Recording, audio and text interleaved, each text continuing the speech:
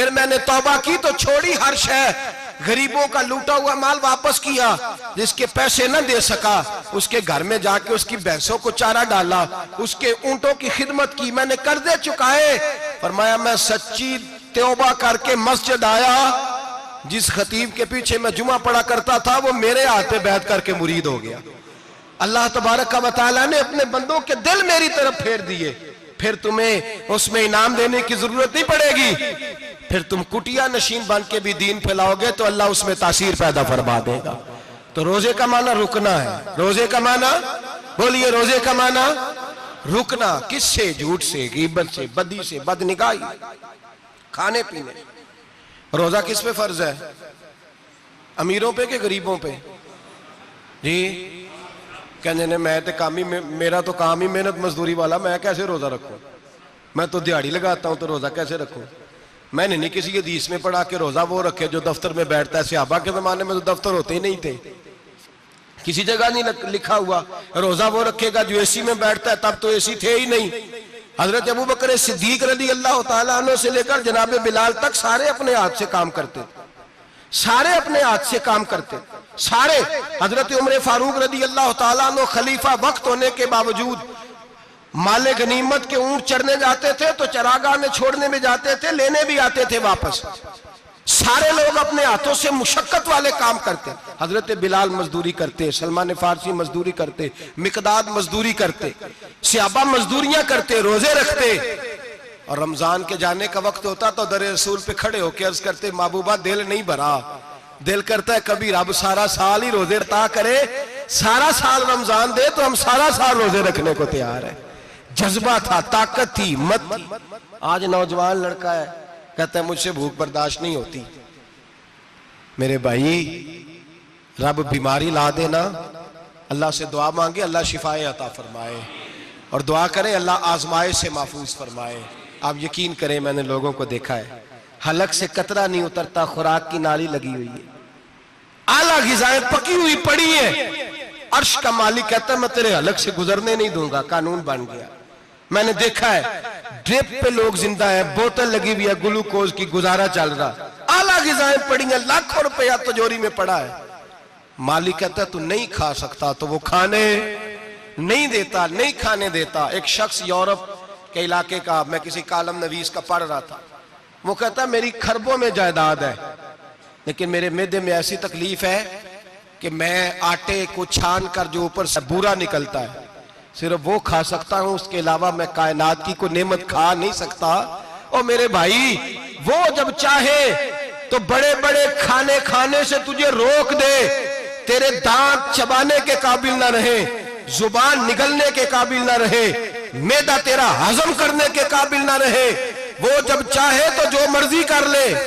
वो कहता चल तू मेरी मर्जी पे चल ना, एक महीना मेरे कहने पे ना खा, एक महीना मेरे कहने पे ना खा, तो या अल्लाह तू क्या करेगा? फरमाया सौमु तसहु, मेरे नबी पाक ने फरमाया तुम रोजे रखो, अल्लाह तुम्हें सेहत अता फरमा देगा, अल्लाह तंदुरुस्तियां दे देगा, शिफाएं दे देगा।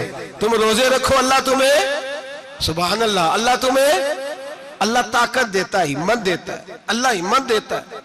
मैंने देखा है, मैंने बुजुर्गों को देखा है, ज़ईफ लोगों को देखा है, कमजोर लोगों को देखा है, मैंने देखा है रोजे रखते हुए, मजदूरों को देखा है रोजे रखते हुए। मैं अपने अब्बा जी को कहता, अब्बा जी इतनी सख्त गर्मी और मजदूरी आप करते और मजदूरी के आलम में रोजा रखते, तो कहते पुत्र रोजा की आंदा है, रोजा कदों को जाता है, रोजा अपनी जगह ते वे मजदूरी अपनी जगह होते। और कई दफा मैनू फरमान लगे, मैनू यार समझ कोई नहीं लगती, पता नहीं रोजिया चला ताकत कितों दे छड़दा इन्नी ज्यादा, काम भी ज्यादा करीदा है ते रोजा भी भाई। सौमु तसहु, मेरे मुस्तफा ने फरमाया तो रोजा रख, अल्लाह तुझे सेहत अता फरमा देगा। रब ताला तुझे, यहाँ होटल खुले हुए हैं, यहाँ अजीब हालात है, होटल खुले हुए हैं, लोग बहाने ढूंढते फिरते हैं, कहते हैं कट लग गया था, जरा थोड़ा सा खून निकल आया, सनी प्लास लगाई है तो रोजा नहीं रखा, ये जरा मुझे थोड़ी दिक्कत हो गया तो मैंने रोजा नहीं रखा, खांसी लग गई है तो रोजा नहीं रखा। ओ खुदा के बंदे, रोजा तो नेमत है। और सुभान अल्लाह, मेरे नबी पाक ने फरमाया लिकुल्ल शैइन ज़कात व ज़कातुल जसद सौम, फरमाया हर शय की ज़कात होती है, वजूद की ज़कात रोजा है, रोजे रखो जिस्म की ज़कात निकल जाएगी। फाका करना भी मेरे नबी पाक की सुन्नत है। मिसवाक करना भी सुन्नत है और फाका करना भी। मिसवाक वाली सुन्नत ज्यादा अपनाते हैं लोग, फाका करना भी नबी पाक की सुन्नत है। एक साहब मुझे कहने लगे जनाब बैठ के खाना हुजूर की सुन्नत है। मैंने कहा कभी कभी ना खाना भी नबी पाक की सुन्नत है, ना खाना भी हुजूर की सुन्नत है। और हमारे फुकाहा ने लिखा है जो रोटी ज्यादा खाता है उसमें दो बातें पैदा हो जाती हैं। क्या क्या? एक बोलता ज्यादा है, दूसरा सोता ज्यादा है, गाफिल हो जाता है। फाका और हकीम अतिब्बा डॉक्टर कहते हैं कि पेट खाली रहे ना जिस आदमी का, उसका हाफजा मजबूत होता है, उसके ज़हन की गिरा खुलती है। ज्यादा खाने से तो खुमारी चढ़ती है, दिमाग ढूंढते फिरना रोटी किधर से आज अच्छी है, घर में नहीं पकी तो होटल चले जाना, खाने के सिवा और काम ही कोई नहीं। ओ साहब मेरे नबी पाक अलैहिस्सलाम ने फरमाया काफर 7 आंतों से खाता है, 7 आंतों से, और फरमाया मेरा मोमिन 1 आंत से खाता है। उसके वजूद में खाने वाली 1 आंत है, काफर 7 आंतों से खाता है। फाका कशी से नूरानियत पैदा होता है, कम खाना। देखे ना नबी पाक सल्लल्लाहु अलैहि वसल्लम ने अल्लाह से फाका मांग के लिया है, या अल्लाह 1 वक्त रोटी दे, 1 वक्त का फाका दे, मांग के लिया है नबी पाक ने, मांग के। हजरत अबू हुरैरा रदी अल्लाह ताला अन्हु फरमाते हैं भूख ज्यादा लगती थी ना जब मुझे, तो मैं हजरत उमर से, अबू बकर से, उस्मान, मौला अली से कोई मसला पूछ लेता था, और जब मैं मसला पूछता था तो वो मुझे रोटी खिला देते थे। जब मैं उनसे मसला पूछता तो वो मुझे, हजरत अबू हुरैरा फरमाते हैं मुझे भूख लगी, मैं हजरत उमर के पास गया, उनसे मसला पूछा। उनका रिवाज था जब मैं मसला पूछता तो पहले रोटी खिलाते। हमारे बुजुर्ग ये फरमाते हैं कि खाने खिला के दीन पढ़ाओ। सिर्फ तुम्हारा कुतुब खाना नहीं खुला होना चाहिए, तुम्हारा दस्तरखान भी खुला होना चाहिए। किसी ने नबी पाक सल्लल्लाहु अलैहि वसल्लम से पूछा था बेहतरीन मुसलमान कौन है? हुजूर ने फरमाया जो सलाम लेने में पहल करे और रोटी ज्यादा खिलाए, जो रोटी हर वक्त फिक्र करे आ यार तो रोटी खा ले, रोटी खाने की तरफ तवज्जो दिलाए। खिलाना सुन्नत है, ज्यादा खाना इसमें भी फर्क रखे। तो नबी पाक सल्लल्लाहु अलैहि वसल्लम के सहाबी हजरत अबू हुरैरा रदी अल्लाह ताला अन्हु फरमाते मैंने हजरत उमर से मसला पूछा। मैंने कहा हुजूर मसला बताएं, तो कहते पहले उनकी आदत थी जब मैं मसला पूछता तो रोटी भी खिलाते, आज उन्होंने मसला ही बताया है, रोटी कोई नहीं खिलाई। तो मुझे कहने लगे अबू हुरैरा तू सोचता होगा रोटी नहीं इसने पूछी, तूने कब से खाना नहीं खाया? मैंने कहा आज सुबह से। तो जनाब उमर कहने लगे मैंने कल सुबह से नहीं खाया। चल अबू बकर सिद्दीक के घर मसला पूछते हैं। कहते जनाब सिद्दीक अकबर के दरवाजे पे गए, जाकर के उनसे मसला पूछा। उनकी भी आदत थी जब कोई मसला पूछने जाते तो दस्तरखान बिछा लेते, कहते आओ रोटी भी खिलाता हूँ मसले भी बताता हूँ। कहते हैं गए तो उन्होंने भी मसला बताया, रोटी कोई ना पूछी। तो कहने लगे उमर अबू हुरैरा तुम लोगों ने कल परसों से नहीं ना खाया होगा। और अबू बकर को 4 दिन गुजर गए हैं, थोड़ा सा दूध मिला है या खजूर मिली है, रोटी कोई नहीं मिली। चलो दरे रसूल पे चलते, आओ हुजूर की बारगाह। कहते हैं नबी पाक की बारगाह में आए, हुजूर ने चेहरे देखे, करीम से मसला नहीं पूछना पड़ा। मेरे मुस्तफा करीम ने फरमाया भूख लगी हुई है तुम तीनों को, 3-4 दिन हो गए। अल्लाह के रसूल ने फरमाया मुझे पूरा हफ्ता हो गया है। सबब कुछ और है जिसको तो खुद समझता है। जवाल बंदा ए मोमिन का बेजरी से नहीं, भूख नुकसान का वजह नहीं बनी, वजह कोई और बनी है। रिश्वतें जो बाजार गर्म हुए हैं लूट मार के, ये रोटी के लिए नहीं, ये ज्यादा खाने के लिए, ये बैंक बैलेंस के लिए गर्म है। ये लूट मार का मकसद कोठियां बनाना है, रोटी का तो रब करीम का वादा है। जो रोज रोता है शाम को कि मेरा कारोबार कोई नहीं, असल में कहता है बंगला कोई नहीं, असल में कहता है कार कोई नहीं, पधारो कोई नहीं, रोटी तो अल्लाह अता फरमाता है, उसका वादा है। फरमाया हुजूर ने 3 दिन बीत गए, चलो।